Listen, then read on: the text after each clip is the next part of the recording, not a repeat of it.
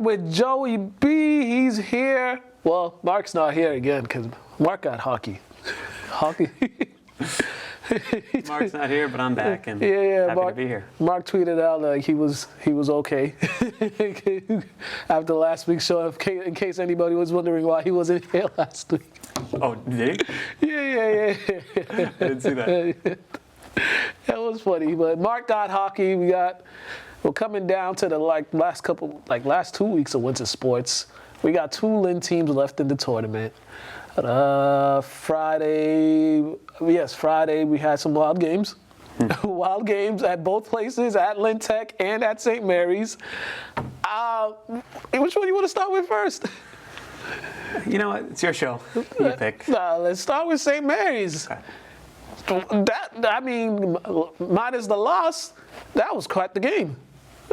Quite the game. It's a great game if you're asking for a high school environment, atmosphere, great competition from young men, and it just didn't go. It was like St. Mary's way. It's everything you'd ask for in a state tournament game. Back and forth lead changes, some big plays down the stretch, some defensive plays down the stretch. Because I think St. Mary's had got a defensive stop to give them that position to get themselves in that position to take the potential game-winning shot. So that was. There's just some maturity for the young team right there. Lots of maturity. They didn't quit. They got the steal. They got the basket. And they did get that chance right at the end, but it was no good. A great game from JJ, and it's JJ Martinez, and it was Coach David Brown's first round exit since his tenure at St. Mary's. So, he was very vocal after the game. He's proud of his boys and proud of what they were able to accomplish on the younger side. So.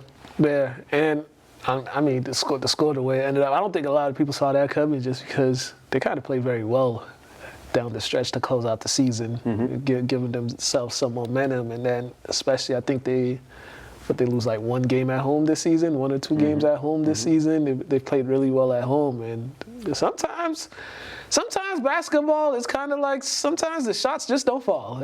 It's kind of like what it comes down to sometimes. Shots just not falling.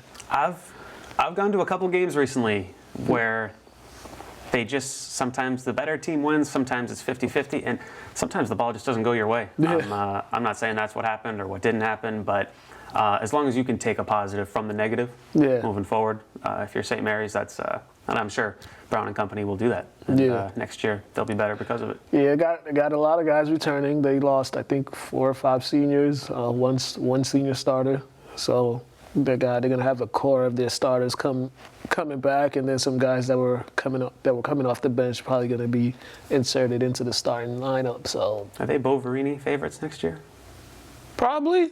I mean, them and Tech, because I know English won't be in it this upcoming year. So them Tech.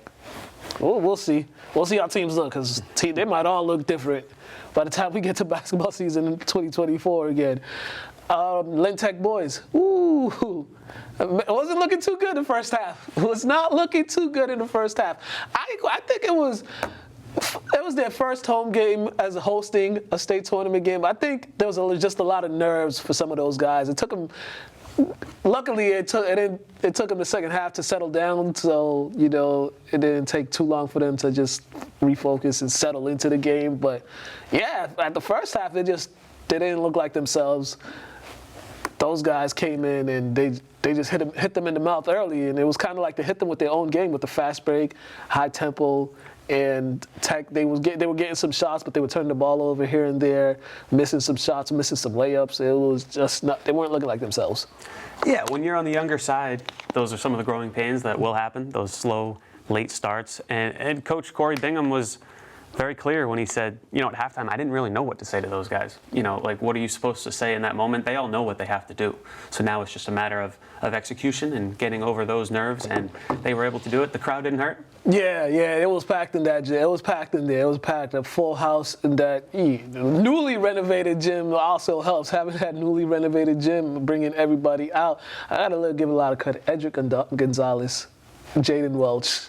I mean, those two guys, even Giovanni Jean, they had a lot of guys that came in and step up. Cesar Reyes, he's really, I mean, he missed some few games early on because I believe he had an injury.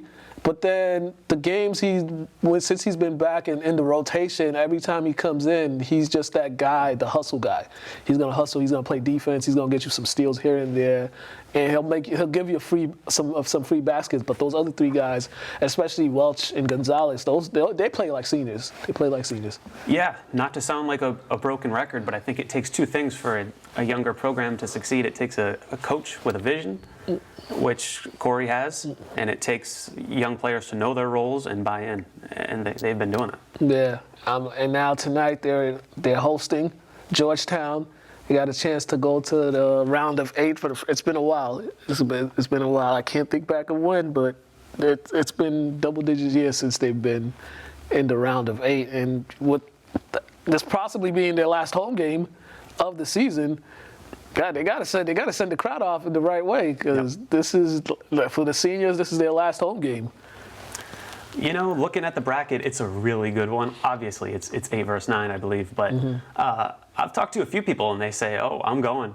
And you know, a few months ago, I don't know if that was the case, or even a few years ago. And a lot of people are excited with who's in town and what Tech's been bringing. So slow build-up. Yeah. It's been a slow process. They kind of got back in it the scene last year after not making it Coach Bingham's first year, but then now those guys, they know what it takes. And I believe that if they win this, they have a potential matchup with the defending champs, Wareham. I believe that's what the bracket is looking like. So tough task, but if you want to be the champions, this is some of the stuff you got to deal with, and these are the types of games you got to be definitely on your A game for. But they got to get through tonight. Try to get that win to punch their ticket. So, and I think they'll probably be playing Saturday or so if they win tonight as well. Number 1 Wareham is that's correct. They're waiting. And Tech, you got to win tonight, and then. Or Wednesday night if you're watching tomorrow. But it's like when I have to write press time in my stories. Right. But, Wareham's waiting. And if you win tonight, it's a win-win because you either beat Wareham, and obviously that's good news, or you learn from the experience. So you learn tougher opponent. You learn what it takes to win a state championship. Luckily for them, they have a head coach who's been in this position as a player, so he can't play, but he could kind of tell them what to expect, and he'll have them ready. I think he'll have them ready, and I think that second half. I think what they did in that second half will probably carry over tonight because they kind of saw what they didn't do in the first half, and then they got it going. The Lady Spartans, the wagon rolls. The wagon continues. The dominance continues. They're back in the round of 8. Collective effort once again. They're just a team full of players that can really kill you on any given night. Coach Jeff Newhall told me this after the game. Their star player, Bella Uwumi, freshman, said it after the game. That was the best they've played all season. Talk about playing well at the right time. Right. They're running up and down. They're rebounding. You got Reese Patella down low. You've got Jillian Roberts hit 3 straight left elbow threes in the fourth quarter. And St. Mary's now's the time to be a St. Mary's girls basketball fan, and they're just bought in. They have the culture, they have the plays, the experience. They played a tough schedule. They had a tough schedule this season with some of their non-conference games and even their conference games. I thought with teams like Bishop Fenwick, Cathedral, Bishop Faheen. So you had a bunch of top 10 teams or top 20 teams just in your conference that you had to play twice. So that makes you battle tested right there. And Apponequet, I believe it is. Forgive me, I'm used to writing. I went there. I went there last year for the opening round game or preliminary round game. Yeah. So, But they are a strong program, really well coached, and they've got a primary ball handler. The name is missing me right now, but she started the game with a basket and hit a few threes throughout. Jeff was very complimentary of her after the game. And it was only 9-7 St. Mary's after the first quarter. The second and third quarters and then the fourth were just beautifully executed from St. Mary's. Yeah, the team putting it all together at the right time, or they're starting hit their stride at the right time. And so a lot of experience too. There's a lot of experience on that team from the last 2-3 years. So we got, they're trying to get that three-peat. It's hard to do, but gotta get through Andover. Yeah, another tough team. Is that at St. Mary's? Nope. St. Mary's is the 5, Andover's the 4. So they're Friday going at to 6:30. Man, Double check that, but I hope it's tomorrow, because if it's tomorrow, I'll actually go. But it's Friday. There's so many games Friday. There's so many. I don't know if you've seen the brackets and like some of the games. There's so many good matchups on Friday. It's kind of like you'd wish they'd spread it out Friday and Saturday, but. Cover more teams than me. Lastly, we gotta give a shout out to Lynn Tech girls. Their season didn't end the way they wanted to, but it's a tough task going into the defending state champs' house and trying to beat a team that's really good team that got pretty much everyone back from their title run last year, and this is still a semi-young Lynn Tech team, like young in the aspect of they haven't really had this tournament run like this yet beforehand, so this was kind of their first experience of all that. So I give them a lot of credit. They just went in there. They never quit. Scoreboard was a scoreboard, but they never quit. They was playing, and their team has a lot to look forward to next year, because I believe they got most of the players coming back. They're going to have a great year, and a team that Coach Caitlin Wechsler will tell you has gotten a lot more confident as the year went on in terms of individual play. And just the roster is very strong. A lot of individuals who can different individuals on different nights can lead the team in scoring, and it was a pleasure to watch them this year. Yeah, good, great coaching job by Kaylee. Did she win the Coach of the Year on the girls' side? Or you should. I'd have to double check. Okay, I know Corey won it on the boys' side. Edric won the MVP. Yeah, but I don't know if they announced it on the girls' side. I think I know the answer, but I don't want to say it in case I'm wrong. Yeah, all right. Man, that's journalism at its finest right there. You gotta make sure you cross your T's and dot your I's. So we'll both be at the game tonight, Lynn Tech. We covered all the teams that played. Yes, with Kip ran into Clinton. They ran into Clinton. It was close in the first half, and from what Coach Moody said, it was just lost to a better team. That's pretty much all you can do. You just got to tip your hat sometimes. You lost to a better team. And, going on the road is tough. Going on the road is tough in any sport, especially basketball. But just on the road, driving an hour away, I mean. There's so much mental that goes on with that. Yeah. And, Moody was very proud of his team after the game. I talked to him right after, and from an individual standpoint, from a culture standpoint, for what they were able to accomplish, the Panthers will be back. Also, a lot going on with that school, so that was just like a good little feeling they had, just to take people's minds off some stuff for a little bit, with just the whole school in general. So like the boys basketball team was just doing a great job playing, and I enjoyed watching those guys play to the games I went to. It was feisty, is what I called them. They're a feisty bunch. So they'll have some guys returning for next season. So hopefully they learn from this. They can find a way. So find a way to put themselves in a position to host multiple playoff games.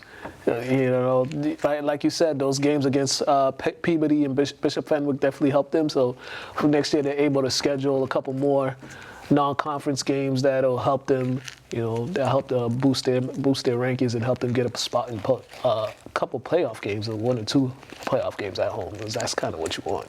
Exactly, but in terms of a reflection this season, 11-11. Tournament appearance, a home win, and a few All-Stars. That's, well done. Can't ask for much more than that.